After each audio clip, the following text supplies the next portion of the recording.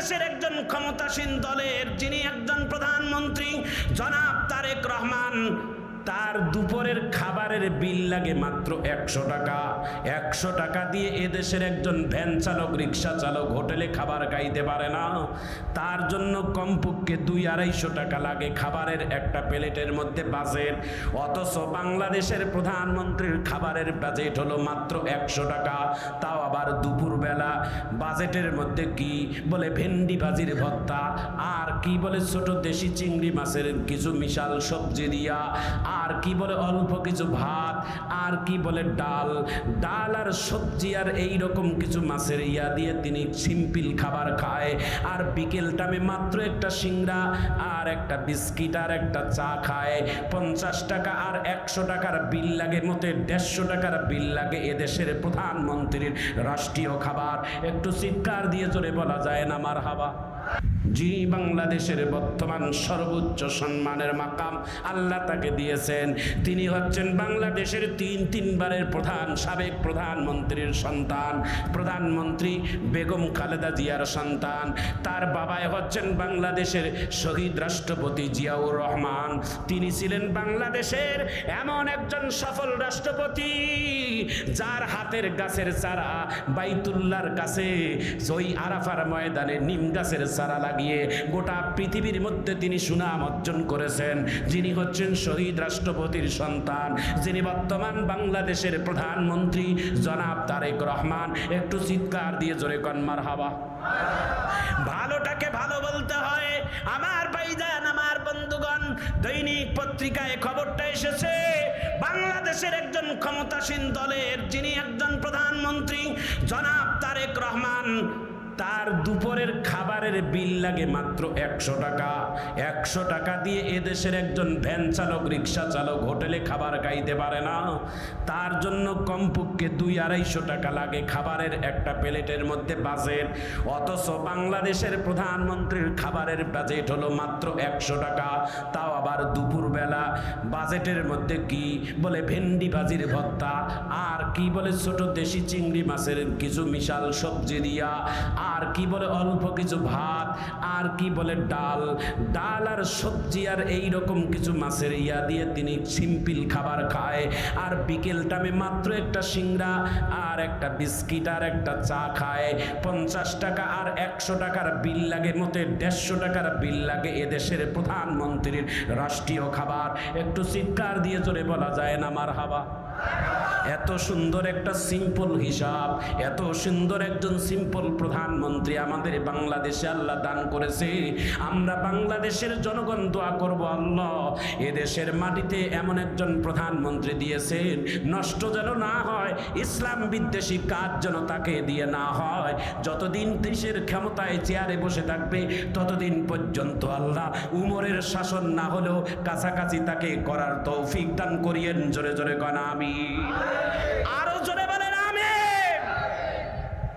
আমার ভাইজান, আমার বন্ধুগণ, পৃথিবীর সবথেকে ক্ষমতাসীন একজন নেতা, পৃথিবীর খলিফা আমিরুল মুমিনিন হযরতে উমর রাদিয়াল্লাহু তাআলা আন শুকনা খেজুর রুটি পানির মধ্যে ভিজাইয়া চিবাইয়া খায়।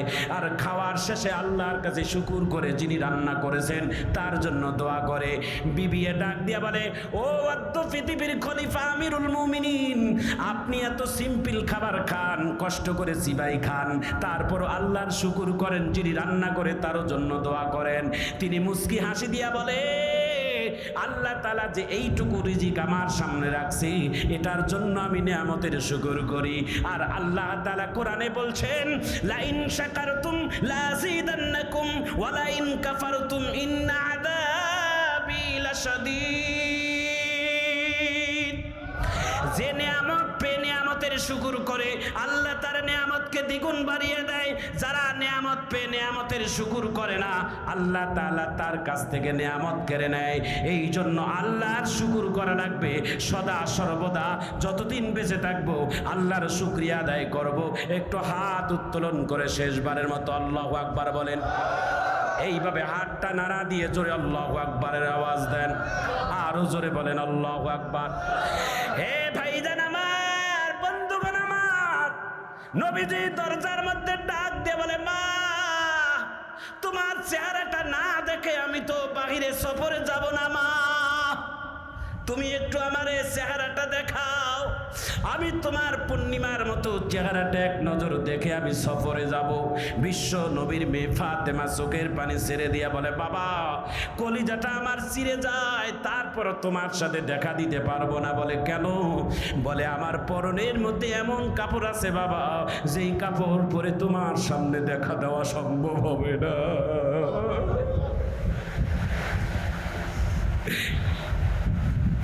কেন রে মা, তোমার শরীরে কি কোনো কাপড় নাই? বলে আব্বা লজ্জা দিও না, অত কিছু বললে আপনার জামাইর ইজ্জতের মধ্যে আঘাত লাগবে। আপনার জামাই হযরত আলীর মতো ভালো মানুষ এই পৃথিবীতে কেউ নাই আব্বা। আপনার জামার মনটা বলো ভালো, হযরত আলীর মতো জামাই আর পৃথিবীতে কেউ নাই আব্বা আমার কাছে। কিন্তু আল্লাহ তাআলা তিনি অভাবী বানিয়েছেন, অভাবের কারণে আমার একটা কাপড় কিনে দিতে পারেন নাই, একটা কাপড় দিয়েই আমি ইবাদত বন্দেগী করি বাবা। ফাতেমার এমন কথা শুনে বিশ্ব নবীর কলিজাটা ছিঁড়ে গেছে।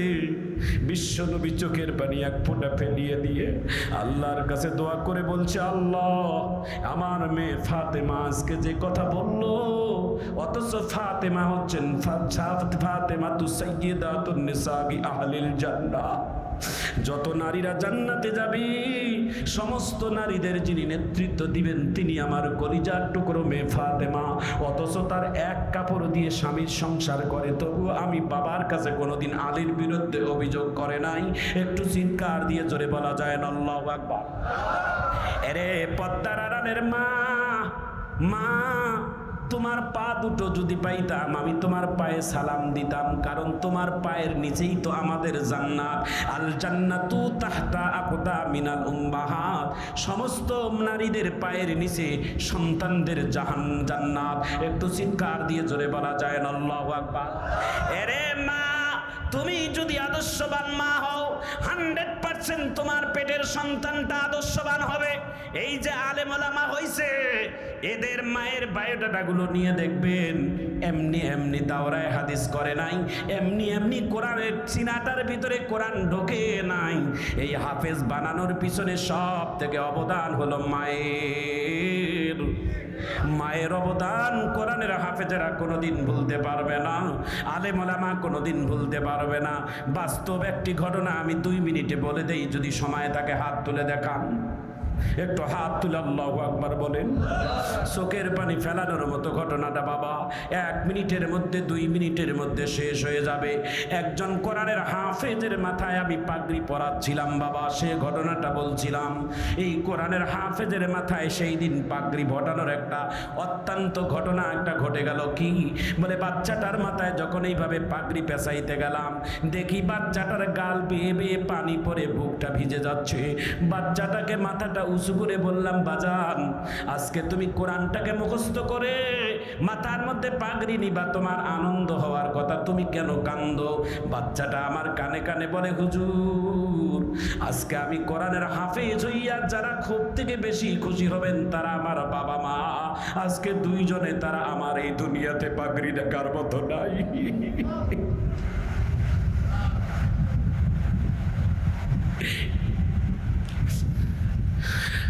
আমার মাথার পাগড়িটা কে দেখবে? আমার মাথার পাগড়িটা তারাই দেখে খুশি হতো। আজকে আমার বাবাও নাই, মা নাই। আজকে আনন্দের দিনে আমার বাবা মার কথা বড় মিস করতেছি, খেয়াল পড়ে যাচ্ছে, এই জন্য আমি কান্দি। এই যুবক ভাইয়েরা তোমরা এখন কাঁদবা, চোখের পানি ফেলবা। বাচ্চাটার এমন কথা শোনার পর আমার চোখের পানি ছিটকে পড়ে গেছে। সভাপতি কান্দে, শ্রোতারা সবাই কান্দে। 3 বাচ্চাটার চেহারা দেখে তার কথা শুনে আমি বললাম, বাজান এই পৃথিবীতে সব থেকে এতিমের সর্দার হলো আপনার আমার প্রিয় নবী, উনিও তো এতিম। তুমি দুঃখ পাইও না, তোমার মাথায় পাগড়িটা পেছাই দেই, তুমি এই পাগড়িটা নিয়া আগামীকাল সকালবেলা অথবা রাত্রে বেলায় তোমার বাবা আমার কবরের পাশে দাঁড়িয়ে তুমি একটা সালাম দিবা। সূরা ইয়াসিন পড়বা, সূরা ফাতিহা পড়ে দোয়া করবা, তোমার বাবা মার কবরটা জান্নাতের বাগান আল্লাহ বানিয়ে দিতে পারে। ফজরের নামাজ কুয়াশার কারণে এই মাহফিল থেকে আমার আশা হয় নাই। মাদ্রাসার মুহতামিমে আমাকে ডাক দিয়ে বলে, হযরত ফজরের নামাজের পরে ডাক দিয়ে বলে, হযরত চলেন একটু কবর জিয়ারত করি। আমি বললাম কার? বলে গতকাল যেই ছেলেটার মাথায় পাগড়ি দিয়েছে ওই বাচ্চাটার বাবা মার কবর আমাদের মাদ্রাসার পাশে, ওই বাচ্চাটার বাবা মার কবরে একটু জিয়ারত করে আসি। আমি বললাম চলেন। 3 শ্রেণী মানুষের কবর জিয়ারত করে বড় শান্তি পাওয়া যায়।